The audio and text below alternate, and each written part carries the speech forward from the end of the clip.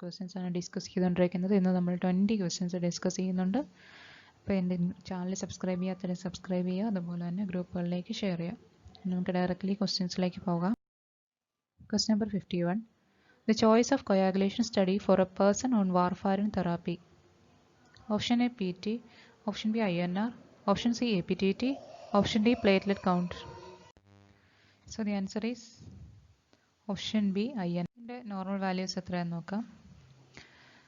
Normal പേഴ്സണിന് INR value 1.1 below ആയിരിക്കണം. Below 1.1 is normal. Therapeutic range, അതായത് on warfarin തെറാപ്പിയിലുള്ള പേഷ്യൻറ്റിന് 2 to 3 ആണ് normal range of INR. ഇതുപോലെ തന്നെ heparin പോകുന്ന പേഷ്യൻറ്റിന് കൊയാഗുലേഷൻ സ്റ്റഡി APTT ആണ്. ഇത് ക്വസ്റ്റ്യൻസ് വന്നിട്ടുള്ളതാണ്. APTT ആണ് ഹെപ്പാരിൻ പോകുന്ന പേഷ്യൻറ്റിന് ചെക്ക് ചെയ്യുന്നത്. Okay. Question number 52. Spinal anesthesia is given at option A L1 L2, option B L2 L3, option C L3 L4, option D L4 L5. So the answer is option C L3 L4. Okay, നമുക്ക് types of അനസ്തേഷ്യയും കൂടെ ഒന്ന് നോക്കി പോകാം. First one general anaesthesia. General anaesthesia എന്ന് പറഞ്ഞാൽ completely body ഫുള്ളായിട്ട് anaesthetised ആകുന്നതാണ് general anaesthesia. Then regional anaesthesia. Regional അനസ്തേഷ്യയിൽ 3 ടൈപ്സ് ഉണ്ട്. Spinal, epidural, peripheral nerve block. അങ്ങനെ 3 ടൈപ്സ് ഉണ്ട്. സ്പൈനൽ എന്ന് പറഞ്ഞാൽ നമ്മൾ L3 L4 ഏരിയയിൽ കൊടുക്കുമ്പോൾ അതിന് താഴെ ബിലോ റീജിയനിലെല്ലാം അനസ്തറ്റൈസ്ഡ് ആകുന്ന ഒരു ഇഞ്ചക്ഷനാണ് spinal anaesthesia. Duration 4 to 6 hours കിട്ടും. പിന്നെ എപ്പിഡ്യൂറൽ അനസ്തേഷ്യ എന്ന് പറഞ്ഞാൽ നമുക്ക് T10 സെഗ്മെൻറ്റ് തൊട്ട് താഴത്തേക്ക് അനസ്തറ്റൈസ് ചെയ്യാൻ പറ്റുന്ന ഒരു ഇഞ്ചക്ഷനാണ്. പക്ഷേ ഡ്യൂറേഷൻ ലെസ് ആണ്. നമ്മൾ ലേബറിന് കൊടുക്കുന്ന എപ്പിഡ്യൂറൽ അനസ്തേഷ്യയാണ്. ഈ പെരിഫറൽ നെർവ് ബ്ലോക്ക് എന്ന് വെച്ചാൽ ഒരു പർട്ടിക്കുലർ ഏരിയയിലേക്കുള്ള നെർവ് ബ്ലോക്ക് ചെയ്യുന്നത്. അതായത് ഹാൻഡ് ആണെങ്കിൽ ഷോൾഡർ ആ റീജിയനിൽ കൊടുക്കുമ്പോൾ ആ ഹാൻഡിലേക്കുള്ള നെർവ് ബ്ലോക്ക് ആവുന്നൊരവസ്ഥ. ഓക്കെ. ഇനി ലോക്കൽ അനസ്തേഷ്യ എന്ന് പറഞ്ഞാൽ നമ്മൾ ഈ സ്യൂച്ചറിങ് ഒക്കെ ഇടുന്ന സമയത്ത് ഒരു പർട്ടിക്കുലർ സൈറ്റിൽ മാത്രം ലോക്കലൈസ്ഡ് സൈലോക്കൻ ഇഞ്ചെക്ട് ചെയ്തുകൊണ്ട് ചെയ്യുന്നതാണ് ലോക്കൽ അനസ്തേഷ്യ. ഓക്കെ. നെക്സ്റ്റ് ക്വസ്റ്റ്യനിലേക്ക് പോകാം. Question number 53. Number of spinal nerves. Option A 28 pairs, option B 30 pairs, option C 31 pairs, option D 32 pairs. So the correct answer is option C 31 pairs. Okay. Number of cranial nerves ഇവിടെ ഉണ്ട്. അത് 12 nerves ആണുള്ളത്. Okay. Question number 54. The most common deficiency seen in patient with a chronic alcoholism. Option A riboflavin, option B thiamine, option C retinol, option D vitamin D.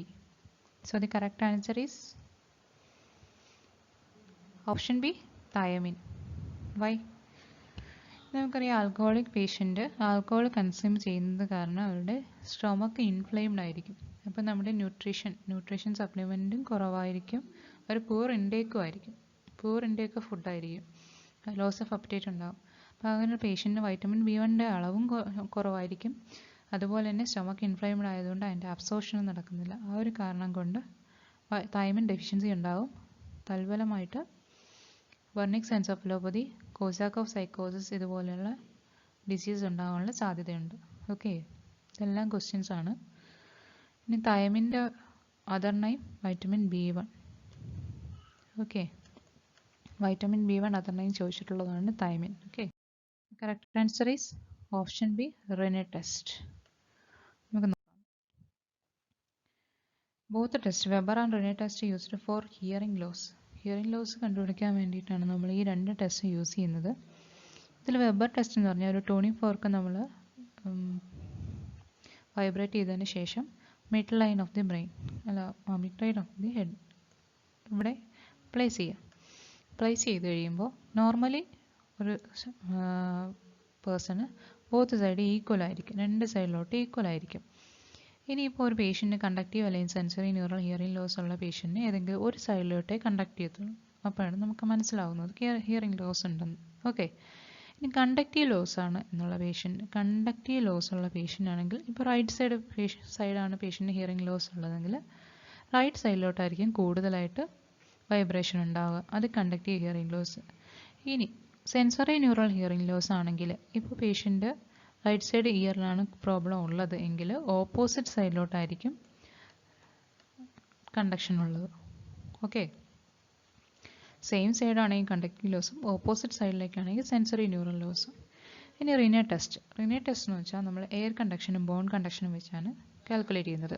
First tuning fork vibrate ചെയ്തിട്ട് അതിൻ്റെ base നമ്മുടെ year പിന്നീട് back പാർട്ടുകളായിട്ട് വെക്കുക. ആ സമയത്തുള്ള time നമ്മൾ measure ചെയ്യുക. Same വൈബ്രേഷനിൽ തന്നെ ഫ്രണ്ടിൽ ഈ ഒരു പൊസിഷനിൽ എയർ കണ്ടക്ഷന് വേണ്ടിയിട്ട് ഇയറിൻ്റെ ഫ്രണ്ട് പൊസിഷനിലായിട്ട് വെക്കുക. ആ സമയവും കാൽക്കുലേറ്റ് ചെയ്യുക. Normally air conduction greater than bond conduction ആണ്. ഓക്കെ, അബ്നോർമൽ ആണെങ്കിൽ ബോൺ കണ്ടക്ഷൻ ആയിരിക്കും ഹൈ ആയിട്ടുള്ളത്. അത് കണ്ടക്റ്റീവ് ലോസ് ആണ് കാണിക്കുന്നത്. ഓക്കെ, ബോൺ കണ്ടക്ഷൻ ഹൈ ആണെങ്കിൽ കണ്ടക്റ്റീവ് ലോസ് ആണ് കാണിക്കുന്നത്. ഇനി നമുക്ക് അതുപോലുള്ള ടെസ്റ്റാണ് റോംബർ ടെസ്റ്റ്. റോംബർ ടെസ്റ്റ് എന്ന് വെച്ചാൽ ഗേറ്റ് ചെക്ക് ചെയ്യാൻ വേണ്ടിയിട്ട് യൂസ് ചെയ്യുന്ന ടെസ്റ്റാണ് romper test. Cerebellar function test ചെയ്യാൻ വേണ്ടിയിട്ടാണ്. ആൽക്കഹോളിക് പേഷ്യൻ്റ് ഡയറക്റ്റ് സെറിബെല്ലത്തിനെയാണ് അഫക്റ്റ് ചെയ്യുന്നത്. അതുകൊണ്ടാണ് അവർക്ക് ഗേറ്റ് ഇംബാലൻസ് ഉണ്ടാകുന്നത്. ഓക്കെ, ഇത് ക്വസ്റ്റ്യൻ ആണ്, ഞാൻ ഇതിൻ്റെ ഇടയ്ക്ക് പറഞ്ഞു എന്നേ ഉള്ളൂ. ആൽക്കഹോളിക് പേഷ്യൻ്റ് സെറിബെല്ലമാണ് അഫക്റ്റ് ചെയ്യുന്നത്. ഓക്കെ, ഈ റോംബർ ടെസ്റ്റിൽ വേറൊന്നുമില്ല. പേഷ്യൻറ്റിന് ഡയറക്റ്റായിട്ട് സ്റ്റാൻഡ് ചെയ്ത് ബോത്ത് ഹാൻഡ് പേഷ്യൻ്റ് രണ്ട് ബോഡിയുടെ സൈഡിലായിട്ട് ചേർത്ത് വയ്ക്കാൻ പറയുക.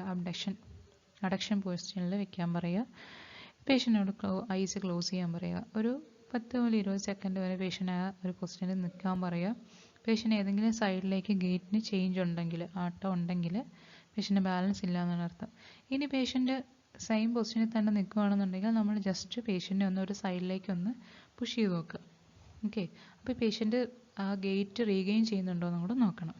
ഓക്കെ, അതാണ് റോംബർ ടെസ്റ്റ്. ഇനി ആ ക്വസ്റ്റ്യനിൽ ഉണ്ടായിരുന്ന ഒരു ടെസ്റ്റാണ് അലൻസ് ടെസ്റ്റ്. അലൻസ് ടെസ്റ്റ് നമുക്കറിയാം ABG അനാലിസിസ്, അതായത് ആർട്ടീരിയൽ ബ്ലഡ് ഗ്യാസ് അനാലിസിസ്. നമ്മൾ COPD ഒക്കെ ഉള്ള പേഷ്യൻറ്റിന് ചെക്ക് ചെയ്യാൻ വേണ്ടിയിട്ട് ഓക്സിജൻ്റെ അളവ് ചെക്ക് ചെയ്യാൻ വേണ്ടിയിട്ട്, partial pressure of oxygen check ചെയ്യാൻ വേണ്ടിയിട്ടുള്ള ടെസ്റ്റാണ് അലൻസ് ടെസ്റ്റ്. ഈ അലൻസ് ടെസ്റ്റ് എന്ന് വെച്ചാൽ ABG അനാലിസിസ്. ആ ABG അനാലിസിസിന് തൊട്ട് മുന്നേ നമ്മൾ ചെയ്യുന്ന ടെസ്റ്റാണ് അലൻസ് ടെസ്റ്റ് എന്ന് വെച്ചാൽ. ഈ അലൻസ് ടെസ്റ്റിൽ നമ്മൾ എന്താ ചെയ്യുന്നത്? നമ്മൾ ഒരു ഹാൻഡിൻ്റെ ബോത്ത് അൾനാർ ആർട്ടറിയും റേഡിയൽ ആർട്ടറിയും ഒരേ സമയം കംപ്രസ് ചെയ്ത് വെക്കും. ഒരു 5 to 10 സെക്കൻഡ് കഴിയുമ്പോഴത്തേക്ക് പേഷ്യൻ്റ് ഡിസ്റ്റൽ ഏരിയ, അതായത് ഫിംഗറിലേക്കുള്ള ബ്ലഡ് സപ്ലൈ ഡിമിനിഷായിട്ട് ഒരു പെയിൽ കളർ വരും ഫിംഗറിലേക്ക്. ആ സമയത്ത് നമ്മൾ എന്ത് ചെയ്യുക? അൾനാർ ആർട്ടറി റിലീസ് ചെയ്ത് കൊടുക്കുക. ആ സമയത്ത് പേഷ്യൻ്റ് കാപ്പിലറി റീഫിൽ നടക്കുന്നുണ്ടോ എന്ന് ചെക്ക് ചെയ്യുക. ഓക്കെ, ഇത് എന്തിനാണ് ചെക്ക് ചെയ്യുന്നത് വെച്ചാൽ നമ്മൾ ഈ റേഡിയൽ ആർട്ടറിയിൽ നിന്ന് ABG അനാലിസിൻ്റെ സമയത്ത് ബ്ലഡ് ചെക്ക് ചെയ്യുന്ന സമയത്ത് അഥവാ ഇനി എന്തെങ്കിലും പഞ്ചർ എന്തെങ്കിലും ഉണ്ടാകുമ്പോൾ അൾനാർ ആർട്ടറി ഡിസ്റ്റൽ എൻഡിലേക്കുള്ള സപ്ലൈ ഉണ്ടാകുമെന്ന് ഉറപ്പിക്കാൻ വേണ്ടിയിട്ടാണ് നമ്മൾ അലൻസ് ടെസ്റ്റ് ചെയ്യുന്നത്. Okay, question number 56. When is the best time to collect sputum specimen? Option A, immediately after breakfast. Option B, in the morning right after the client awakens. Option C, 2 hours after eating. Option D, shortly before the patient retires for the evening. So the answer is option B, in the morning right after the client awakens. Okay, rational എന്ന് പറഞ്ഞാൽ micro organism എൻ്റെ night patient rest ആയതുകൊണ്ട് early മോർണിംഗിന് കൂടുതലായിരിക്കും micro organism. Early morning micro ഓർഗാനിസത്തിൻ്റെ അളവ് കൂടുതലായിരിക്കും. ഇനി നമ്മൾ സ്പ്യൂട്ടത്തിൻ്റെ കാര്യം പറയുമ്പം സ്പെഷ്യലായിട്ട് പറയേണ്ട ഒരെണ്ണമാണ് ട്യൂബർക്ലോസസ് നമ്മൾ ആസിഡ് ഫാസ്റ്റ് ബാസിലെ AFB സാമ്പിളാണ് വിടുന്നത്. പിന്നെ സ്പെസിഫിക് ടെസ്റ്റ് ഫോർ ട്യൂബർക്ലോസിസ് ചോദിച്ചാൽ സ്പ്യൂട്ടം കൾച്ചറാണ്. സ്പ്യൂട്ടം കൾച്ചറിലെ മൈക്കോബാക്ടീരിയം ട്യൂബർക്കുലേൻ്റെ പ്രസൻസ് ആണ് TBയുടെ സ്പെസിഫിക് ടെസ്റ്റ് എന്ന് പറയുന്നത്. Okay, question number 57. The quantity of blood pumped by each ventricle into the aorta per minute. Option A, stroke volume. Option B, cardiac output. Option C, tidal volume. Option D, blood volume. So the correct answer is option B, cardiac output. So നമുക്ക് നോക്കാം. Cardiac output is equal to stroke volume into heart rate. Okay, ഇതെല്ലാം questions ആണ്. Average heart rate 70 beats per minute. 60 to 100 ആണ് normal heart rate എന്ന് പറയുന്നത്, എല്ലാവർക്കും അറിയാവുന്നതാണ്. ഇനി ആവറേജ് സ്ട്രോക്ക് വോളിയം എന്ന് വെച്ചാൽ 70 to 80 ml per beat ആണ്. Okay, stroke volume. Average cardiac output 5000 ml per minute ആണ്. ഓക്കെ, പിന്നെ കാർഡിയാക് ഔട്ട്പുട്ട് നമുക്ക് എല്ലാവർക്കും അറിയാം ആക്ടിവിറ്റി അനുസരിച്ച് കൂടുകയും കുറയുകയും ചെയ്യുന്നുണ്ട്. ഇത് നമുക്ക് stroke volume, heart rate, stroke volume എന്താണെന്നുണ്ട് നോക്കാം. Stroke volume is the amount of blood ejected from the ventricle during each heart beat. ഓരോ സിംഗിൾ ഹാർട്ട് ബീറ്റിൻ്റെ സമയത്ത് നമ്മൾ ഹാർട്ടിൽ നിന്ന് ഇജക്റ്റ് ചെയ്യുന്ന ബ്ലഡിൻ്റെ വോളിയം അതാണ് 70 to 80 ml വരുന്നത്. ഓക്കെ, അതിന് നമ്പർ ഓഫ് ബീറ്റ്സ്, ഹാർട്ട് ബീറ്റ്സും ഉണ്ട്. അതായത് 70, 60 to 100 ബീറ്റ്സിന് ഒരു പർട്ടിക്കുലർ ബീറ്റ് ഉണ്ടാവുമല്ലോ, അതുകൊണ്ട് മൾട്ടിപ്ലൈ ചെയ്യുന്നതിന് കാർഡിയാക് ഔട്ട്പുട്ട് എന്ന് പറയുന്നത്. കാർഡിയാക് ഔട്ട്പുട്ട് 1 മിനിറ്റിലുള്ള ടോട്ടൽ ബ്ലഡ് പമ്പ് ചെയ്യുന്നതിൻ്റെ വാല്യൂ ആണ് കാർഡിയാക് ഔട്ട്പുട്ട്. കാർഡിയാക് ഔട്ട്പുട്ടാണ് large value. Okay,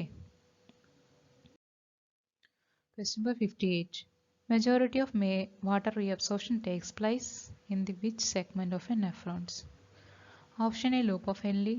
Option B, proximal tubule. Option C, distal tubule. Option D, collecting tubule. So the correct answer is option B, proximal tubule. Okay, നമുക്ക് just ഒന്ന് നെഫ്രോണിൻ്റെ സ്ട്രക്ചറിൽ പോകാം. ഇത് renal capsule അല്ലെങ്കിൽ ബൊവാൻസ് capsule ആണ്. Okay, ഈ ഏരിയയാണ് പ്രോക്സിമൽ കൺവല്യൂട്ടഡ് ട്യൂബിൾ. കണ്ടോ, ഇവിടെയാണ് മെജോറിറ്റി ഓഫ് വാട്ടർ റിഅബ്സോർപ്ഷൻ നടക്കുന്നത്. അതുപോലെ തന്നെ loop of Henle, thin descending loop of Henle, ഇവിടെയും വാട്ടർ റിഅബ്സോർപ്ഷൻ നടക്കുന്നുണ്ട്. പക്ഷേ മെജോറിറ്റി നടക്കുന്നത് പ്രോക്സിമൽ കൺവല്യൂട്ടഡ് ട്യൂബുകളിലാണ്. അതുപോലെ തന്നെ ഇതല്ല സിമ്പിളായിട്ട് എന്തൊക്കെയാണ് അബ്സോർബ് ചെയ്യുന്നത്, എന്തൊക്കെ എലിമിനേറ്റ് ചെയ്യുന്നതാണ് അതിൻ്റെ സിമ്പിളായിട്ടുണ്ട്. യൂറിയ എണ്ണയ്ക്ക് ഇവിടുന്ന് എലിമിനേറ്റ് ചെയ്യുന്നത്, ബോഡിയിൽ നിന്ന് നെഫ്രോൺസ് വഴി പുറത്തേക്ക് എലിമിനേറ്റ് ചെയ്യുന്നതാണ് യൂറിയ കാണിക്കുന്നത്. ഓക്കെ, ഇവിടെ വാട്ടർ, പിന്നെ അതുപോലെ തന്നെ വാട്ടറിൻ്റെ പ്രോക്സിമൽ കൺവല്യൂട്ടഡ് ട്യൂബ്യൂൾ ഓപ്ഷനിൽ ഇല്ല എന്നുണ്ടെങ്കിൽ ലൂപ്പ് ഓഫ് ഹെൻലി അല്ലെങ്കിൽ thin descending loop of Henley, അത് ആൻസറായിട്ട് എഴുതണം. Okay, question number 59. Injection of diphtheria antitoxin gives option A, active immunity. Option B, passive immunity. Option C, natural immunity. Option D, cellular immunity. So the correct answer is option B, passive immunity. Why? നമുക്കറിയാം diphtheria ആൻറ്റിടോക്സിൻ എന്ന് പറഞ്ഞാൽ ഹോസിൻ്റെ പ്ലാസ്മയിൽ നിന്നുണ്ടാക്കുന്ന ആൻറ്റിബോഡിയാണ്. Antibody direct inject ചെയ്യുന്നതിന് എന്താ പറയുന്നത്? Passive immunity എന്നാണ് പറയുന്നത്. അതായത് patient on body പിന്നെ ആൻറ്റിബോഡീസ് ഒന്നും പ്രൊഡ്യൂസ് ചെയ്യേണ്ട ആവശ്യം വരുന്നില്ല, ഡയറക്റ്റ് നമ്മൾ കൊടുക്കുന്നതിന് പാസീവ് ഇമ്മ്യൂണിറ്റി എന്നാണ് പറയുന്നത്. ഓക്കെ, നാച്ചുറൽ ഇമ്മ്യൂണിറ്റി എന്ന് പറഞ്ഞാൽ മദറിൽ നിന്ന് ബേബിയിലേക്ക് നാച്ചുറലി കിട്ടുന്ന ഒരു ഇമ്മ്യൂണിറ്റിയാണ് നാച്ചുറൽ ഇമ്മ്യൂണിറ്റി എന്ന് പറയുന്നത്. ഇനി ആക്റ്റീവ് ഇമ്മ്യൂണിറ്റി എന്ന് പറഞ്ഞാൽ നമ്മൾ വാക്സിൻസ് കൊടുത്ത്, അതായത് കിൽഡ് വാക്സിൻസ് കൊടുത്തിട്ട് നമ്മുടെ ഓൺ ബോഡി അതിനെതിരെ ആൻറ്റിബോഡി പ്രൊഡ്യൂസ് ചെയ്യുന്നതാണ് ആക്റ്റീവ് ഇമ്മ്യൂണിറ്റി. ഓക്കെ, ഇത് ജസ്റ്റ് ടൈപ്സ് ഓഫ് വാക്സിൻസ് ആണ്. Live vaccines, small pox, variola vaccine ഒക്കെ ഉണ്ട്. Live attenuated vaccines, BCG, typhoid, oral plague. ഇത് ഒന്ന് ഓർത്ത് വെച്ചിരിക്കണം, ക്വസ്റ്റ്യൻസ് വന്നിട്ടുള്ളതാണ് കേട്ടോ. ഈ ടോക്സോയിഡ് എന്തായാലും ഓർത്ത് വെച്ചിരിക്കണം. ഡിഫ്തീരിയൻ, ടെറ്റനസും ടോക്സോയിഡ്സ് ഉള്ളതാണ്, ഇതെപ്പോഴും ക്വസ്റ്റ്യൻ വരുന്നതാണ്. അതുപോലെ തന്നെ ഈ ലൈവ് അറ്റന്യൂട്ടഡ് വാക്സിൻസിലും ഉണ്ട് ക്വസ്റ്റ്യൻസ് വരുന്നത്. ഓറൽ പോളിയോ ക്വസ്റ്റ്യൻ വരുന്നതാണ്, BCG ക്വസ്റ്റ്യൻ വരുന്നതാണ്. ഇതൊക്കെ എപ്പോഴും ക്വസ്റ്റ്യൻസ് വരുന്നതാണ് കേട്ടോ. മീസിൽസ്, ഇതൊക്കെ ക്വസ്റ്റ്യൻസ് എപ്പോഴും വരുന്നതാണ്, അത് ശ്രദ്ധിച്ചോളണം. Okay,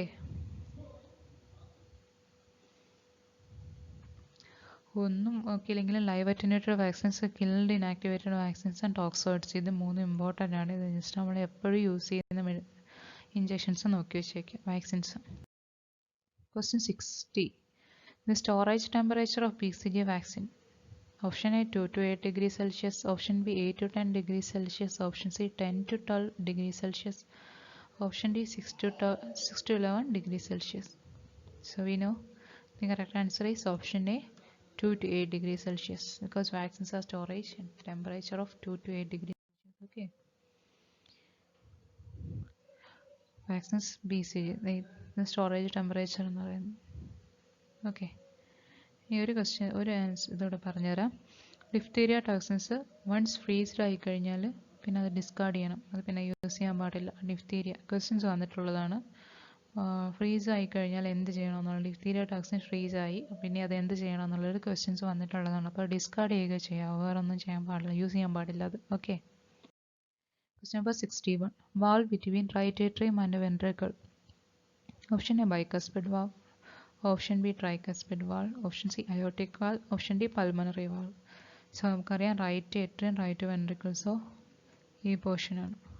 so the correct answer is tricuspid valve. Okay, 3 lobes ഉണ്ട് ട്രൈകസ്പിഡ് വാൾ. ഇത് left side mitral valve 2 lobes ആണ്. ഓക്കെ, ഇനി അയോർട്ടയിലേക്കുള്ളത് പൾമണറി അയോർട്ടിക് വാൾവും പൾമണറി ആർട്ടറിയിലേക്കുള്ളത് പൾമണറി വാൾവും. ഓക്കെ, ഇതിനെ രണ്ടിനെയും കൂടി ചേർത്തിട്ട് നമ്മൾ സെമി ലൂണാർ വാൾസ് എന്ന് പറയും. Okay, question number 62. How many rings found in trachea? Option A 8 to 10, option B 5 to 7, option C 16 to 20, option D 10 to 30. Is the correct answer? Option C 16 to 20. ഇത് question വളരെ important ആണ്, ഒരുപാട് questions വന്നിട്ടുള്ളതാണ്. 16 to 20. Okay, next question. Question number 63. Which of the following refers to a graft derived from one part of the patient body and is used on another part of the same patient? Option A heterograft, option B autograft, option C homograft, option D allograft. So the correct answer is, so നമുക്കിത് നോക്കാം, check ചെയ്യാം. Types of graft ആണ്. ഈ image നിങ്ങൾക്ക് പെട്ടെന്ന് മനസ്സിലാവും. Same ഇൻഡിവിജ്വലിൻ്റെ ഒരു പാർട്ടിൽ നിന്ന് മറ്റൊരു പാർട്ടിലേക്ക്, അതായത് ഇപ്പോൾ തൈ മസിൽ നിന്നെടുത്ത് ഹാൻഡിലേക്കോ ലിംബിലേക്കോ ഏതെങ്കിലും ലിംബിൻ്റെ ഒരു പാർട്ടിലേക്ക് സ്കിൻ ട്രാൻസ്ഫർ ചെയ്യുന്നതിന് പ്ലാസ്റ്റ് ചെയ്യുന്നതിന് ഓട്ടോഗ്രാഫ്റ്റ് എന്ന് പറയും. ഇനി ഐഡൻറ്റിക്കൽ ട്വിൻസ് എന്നുള്ളത് സിഞ്ചനിക് ഗ്രാഫ്റ്റ് എന്ന് പറയും. നോൺ ഐഡൻറ്റിക്കൽ ട്വിൻസ് ഇൻഡിവിജ്വൽസിന് അലോഗ്രാഫ്റ്റ് എന്ന് പറയും. ഇനി ഡിഫറെൻറ്റ് സ്പീഷീസ് ആണെങ്കിൽ അനിമൽസിനൊക്കെ ആണെങ്കിൽ സീനോഗ്രാഫ്റ്റ് എന്ന് പറയും. Okay, so correct answer is autograft. Okay, question number 64. In positioning patient who has chest tubes, give primary consideration to which of these goals? Option A to re-establish gastrointestinal function, option B to promote peripheral circulation, option C to re-expand lungs, option D to maintain comfort. So the correct answer is, so chest tubes ഉള്ള patient ആണ്. So correct answer is option C to reexpand lungs reexpand ചെയ്യാൻ വേണ്ടി, അതാണ് നമ്മുടെ primary goal എന്ന് പറയുന്നത്. Chest tubes എന്ന് പറയുമ്പോൾ തന്നെ നമ്മൾ ഇടുന്നത് ഒന്നുകിൽ ന്യൂമോതൊറാക്സ് അല്ലെങ്കിൽ ഹൈഡ്രോതൊറാക്സ് ഉള്ള പേഷ്യൻ്റ് ആണ്. അപ്പോൾ ലങ് കംപ്രസ് ആയിരിക്കുന്ന അവസ്ഥയിൽ പേഷ്യൻ്റ് ഡിസ്നിക് ആകും. ആ ഒരു സമയത്താണ് നമ്മൾ അതിൻ്റെ എയറോ അല്ലെങ്കിൽ വാട്ടറോ നമ്മൾ ഡ്രെയിൻ ചെയ്യാൻ വേണ്ടിയിട്ടാണ് ചെസ്റ്റ് ട്യൂബ് ഇടുന്നത്. ആ സമയത്ത് നമ്മൾ ലങ് എക്സ്പാൻഷൻ്റെ മാക്സിമം ലങ് എക്സ്പാൻഷനിലേക്ക് എത്തുക എന്നുള്ളതാണ് നമ്മുടെ ഗോൾ എന്ന് പറയുന്നത്. ഓക്കെ, ഇനി ചെസ്റ്റ് ട്യൂബ് ഫങ്ഷൻ ആണോ എന്നുള്ളതിൻ്റെ, നമ്മളൊരു ചെസ്റ്റ് ട്യൂബ് ഇടുമ്പോൾ അത് ഫങ്ഷനിങ് ആണോ എന്ന് ചെക്ക് ചെയ്യാൻ എന്ത് ചെയ്യണമെന്ന് വെച്ചാൽ, പേഷ്യൻ്റ് കഫ് ചെയ്യുമ്പോഴോ അല്ലെങ്കിൽ നോർമലി ഇരിക്കുമ്പോഴോ അതിൻ്റെ ഫ്ലക്ച്വേഷൻസ് നോക്കണം. ആ ഫ്ലക്ച്വേഷൻസ് നോർമലി ഉണ്ടാകുന്ന സമയത്താണ് അത് ഫങ്ഷനിങ് എന്ന് പറയുന്നത്. നമ്മൾ ഫ്ലക്ച്വേഷൻസ് ഇല്ല അല്ലെങ്കിൽ പേഷ്യൻ്റ് കഫ് ചെയ്യുന്ന സമയത്ത് ഫ്ലക്ച്വേഷൻ ഇല്ലെങ്കിൽ അത് നമ്മൾ നോട്ടിഫൈ ചെയ്യണം. കാരണം എവിടെ ഒരു ബ്ലോക്ക് ഉള്ളതുകൊണ്ടാണ് അങ്ങനെ ഫ്ലക്ച്വേഷൻ ഇല്ലാതെ. അത് നമ്മൾ ഫിസിഷ്യനെ നോട്ടിഫൈ ചെയ്യണം. ഇത് ക്വസ്റ്റ്യൻ വന്നിട്ടുള്ളതാണ്. വർക്കിംഗ് ആണെന്ന് എങ്ങനെ മനസ്സിലാകുമെന്നുള്ളത്, ചെസ്റ്റ് ട്യൂബ് എങ്ങനെയാണ് വർക്കിംഗ് എന്ന് മനസ്സിലാക്കുക എന്നുള്ളതിൻ്റെ ആൻസർ ആണ് ഫ്ലക്ച്വേഷൻ നോക്കുന്നത്. Okay, question number 65. Administration of drug into the spinal cavity is called. Option A intracranial, option B intrathecal, option C intraosseous, option D intracellular. So the correct answer is option B intrathecal. Okay, so intracranial നമുക്കറിയാം into the brain, cranial cavity ആണ് intracranial എന്ന് പറയുന്നത്. intracellular സെൽസിലേക്ക്. ഇനി നമുക്ക് അറിയാത്തൊരു point intra ഓസിയസ് ആണ്. Intra ഓസിയസ് എന്ന് വെച്ചാൽ ഇൻറ്റു ദി ബോൺ ആണ്. ബോൺ അല്ലെങ്കിൽ ബോൺ മാരോ ആണ് ഇൻട്രാ ഓസിയസ് എന്ന് പറയുന്നത്. പിക്ചർ ഉണ്ടോ, ഇതാണ് ഇൻട്രാ ഓസിയസ് റൂട്ട് എന്ന് പറയുന്നത്. Okay, question number 66. The vaccination first performed by option A Jonas Salk, option B Edward Jenner, option C Louis Pasteur, option D Alexander Fleming. So the correct answer is option B Edward Jenner. Which vaccine? Small പോക്സിൻ്റെ വാക്സിനാണ് first vaccine discover ചെയ്യുന്നത്. Okay, so So next question number 67. The children who have undergone splenectomy should receive option A hepatitis vaccine, option B pneumococcal vaccine, option C BCG vaccine, option D yellow fever vaccine. So the correct answer is option B pneumococcal vaccine. Why? നമുക്കറിയാം splenectomy കഴിഞ്ഞ പേഷ്യൻറ്റിന് post splenectomy sepsis ഉണ്ടാകാനുള്ള സാധ്യതയുണ്ട്. ഈ post splenectomy sepsis ഉണ്ടാക്കുന്നത് Haemophilus influenza, pneumococcal vaccine, ഇങ്ങനെയുള്ള meningococcal vaccine, ഇതുപോലെയുള്ള meningococcal streptococcus, മെനിഞ്ചോകോക്കസ് അതുപോലെയുള്ള micro organisms ആണ് ഇതിന് ഇൻഫെക്ഷൻ ഉണ്ടാക്കുന്നത്, സെപ്സിസ് ഉണ്ടാക്കുന്നത്. ആ സെപ്സിസ് പ്രിവെൻറ്റ് ചെയ്യാൻ വേണ്ടിയിട്ടാണ് നമ്മൾ ന്യൂമോകോക്കൽ വാക്സിൻ അഡ്മിനിസ്റ്റർ ചെയ്യുന്നത്. ഓക്കെ, പോസ്റ്റ് സ്പ്ലെനക്ടമി കഴിഞ്ഞാൽ ചിൽഡ്രനിൽ അഡ്മിനിസ്റ്റർ ചെയ്യുന്നത് അതുകൊണ്ടാണ്. Question number 68. As per WHO, postpartum hemorrhage defined as blood loss more than option A 500 ml, option B 1000 ml, option C 1500 ml, option D 2000 ml. So the correct answer is option A 500 ml. Types of PPH ഇവിടെ നോക്കാം. First primary PPH, അത് within first 24 hours ആണ്. Secondary PPH after first 24 hours up to 42nd day ആണ്. Secondary PPH പറയുന്നത് പീരീഡിനെ പറയുന്നത് പ്യൂപ്പേറിയം എന്നാണ് കേട്ടോ. പ്യൂപ്പേറിയം അല്ലെങ്കിൽ പെർപ്പേറിയം എന്ന് വെച്ചാൽ അതങ്ങനെയാണ് പറയുന്നത്. പിന്നെ ഇതിൻ്റെ ഒരു ടെമ്പറേച്ചർ ഉണ്ട്. നോർമൽ ടെമ്പറേച്ചർ ചോദിക്കും. പ്യൂപ്പേറിയത്തിൻ്റെ ഫസ്റ്റ് 24 hours 38 ഡിഗ്രി, ടെമ്പറേച്ചർ 38 ഡിഗ്രിയാണ് first 24 hours.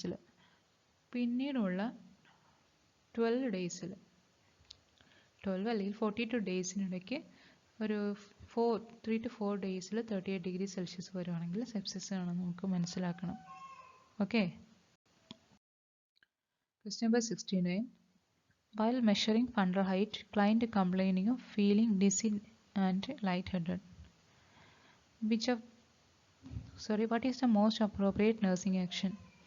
Option A checking vitals, option B check fetal heart rate, option C turn the mother to one side, option D check the urine protein level. So the correct answer is turn the mother to one side, option C. Why?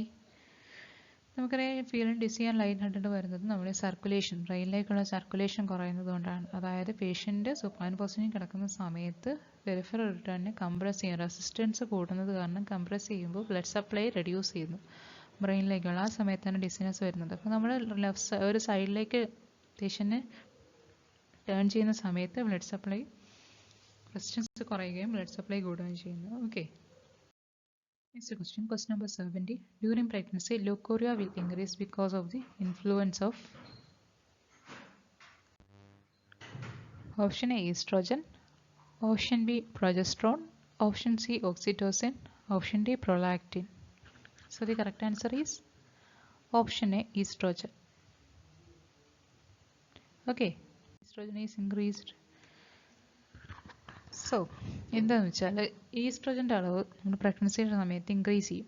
ആ സമയത്ത് നമ്മുടെ വജൈനയിൽ hyperplasia ഉണ്ടാകും. Hyperplasia ഉണ്ടാകുന്ന സമയത്ത് നമ്മുടെ vaginal secretion ആണല്ലോ ഈ leucorrhoea ആയിട്ട് പുറത്ത് വരുന്നത്. അപ്പോൾ ഇൻക്രീസ്ഡ് ലൂക്കോറിയ ഉണ്ടാകും. ഓക്കെ, അതാണ് റീസൺ. സോ ഇന്നത്തെ ഈ ക്ലാസ് കഴിഞ്ഞിരിക്കുന്നു. എല്ലാവർക്കും മനസ്സിലായെന്ന് വിചാരിക്കുന്നു. ഡൗട്ട്സ് എന്തെങ്കിലും ഉണ്ടെങ്കിൽ കമൻറ്റ് ചെയ്യുക. അതുപോലെ തന്നെ സബ്സ്ക്രൈബ് ചെയ്യുക, ഗ്രൂപ്പുകളിലേക്ക് ഷെയർ ചെയ്യുക. Thank you.